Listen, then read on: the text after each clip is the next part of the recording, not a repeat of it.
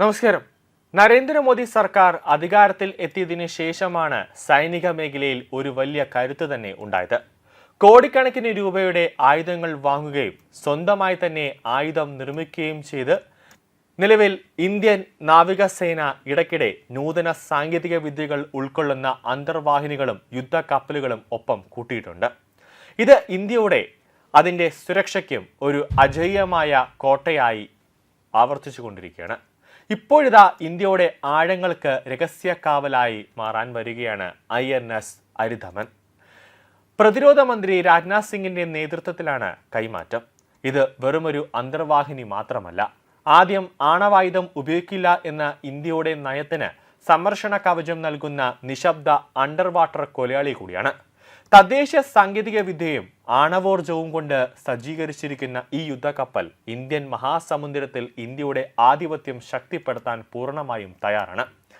ശത്രുവിനെ നശിപ്പിക്കുന്നത് എന്നാണ് അരിധമൻ എന്ന വാക്കിന്റെ അർത്ഥം. പ്രതിരോധ മേഖലയിൽ സ്വയം പര്യാപ്തത കൈവരിക്കുന്നതിലേക്ക് ഇന്ത്യ മറ്റൊരു വലിയ ചുവടുവെപ്പ് കൂടി നടത്തിയിരിക്കുകയാണ്.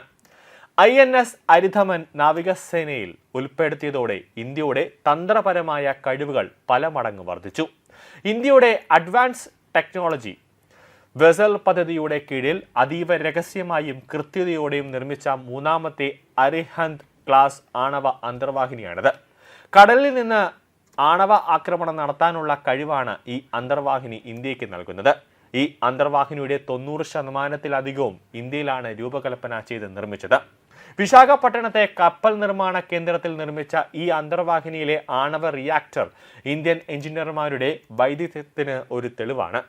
തദ്ദേശ സാങ്കേതിക വിദ്യ ഉപയോഗിച്ച് സജ്ജീകരിക്കുന്നതിനാൽ അറ്റകുറ്റപ്പണികൾക്കും ഭാവിയിലെ നവീകരണങ്ങൾക്കും ഇന്ത്യക്ക് മറ്റൊരു രാജ്യത്തെയും ആശ്രയിക്കേണ്ടി വരില്ല. ഇതൊരു പ്രധാന പ്ലസ് പോയിന്റ് ആണ്. ആ യുദ്ധങ്ങളെക്കുറിച്ച് പറയുകയാണെങ്കിൽ INS അരിധമന്റെ ആയുധപുരിയിലെ ഏറ്റവും മാരകമായ ആയുധം AK-4 ബാലിസ്റ്റിക് മിസൈലാണ്. 3500 കിലോമീറ്റർ വരെയുള്ള ലക്ഷ്യങ്ങളെ കൃത്യമായി നേരിടാൻ ഈ മിസൈലുകൾക്ക് കഴിയും.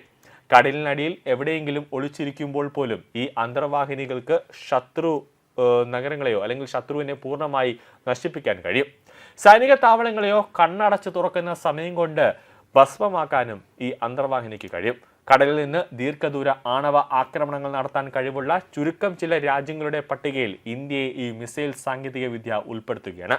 K-4 പുറമെ K-15 സാഗരിക മിസൈലും ഈ അന്തർവാഹിനിയിൽ സജ്ജീകരിച്ചിട്ടുണ്ട്. സാഗരിക മിസൈലിന് ഏകദേശം 750 കിലോമീറ്റർ ദൂരപരിധിയുണ്ട്. ഇത് ഹ്രസ്വദൂര ലക്ഷ്യങ്ങളെ ആക്രമിക്കുന്നതിന് വളരെ കൃത്യതയുള്ളതാക്കുന്നു. മുൻ മോഡലുകളായ INS ഹരിഹന്ത്, INS അരിഘട്ട് എന്നിവയുമായി താരതമ്യപ്പെടുത്തുമ്പോൾ അരിധമൻ കൂടുതൽ ശക്തനാണ്. 8 മിസൈൽ ലോഞ്ച് ട്യൂബുകൾ, അതായത് വെഹിക്കിൾ ലോഞ്ച് സിസ്റ്റം, ഇതിനകത്ത് സജ്ജീകരിച്ചിട്ടുണ്ട്. ഈ ട്യൂബുകളുടെ എണ്ണം വർദ്ധിക്കുന്നത് അർത്ഥമാക്കുന്നത് അന്തർവാഹിനിക്ക് മുമ്പത്തേക്കാൾ കൂടുതൽ മിസൈലുകൾ വഹിക്കാൻ കഴിവുണ്ട് എന്നതാണ്. കൂടുതൽ മിസൈലുകൾ ഉള്ളത് അന്തർവാഹിനിയുടെ പ്രഹരശേഷി വർദ്ധിപ്പിക്കുന്നു. ഇത് കൂടുതൽ സമയം ദൗത്യങ്ങളിൽ തുടരാനും ശത്രുവിന്റെ മേൽ സമ്മർദ്ദം നിലനിർത്താനും അനുവദിക്കുന്നുണ്ട്. മിസൈലുകൾ മാത്രമല്ല, വെള്ളത്തിനടിയിലുള്ള ശത്രു അന്തർവാഹിനികളെയും കപ്പലുകളെയും നശിപ്പിക്കാൻ കഴിവുള്ള ആധുനിക ടോർപിഡോ ട്യൂബുകൾ ഇതിൽ സജ്ജീകരിച്ചിട്ടുണ്ട്.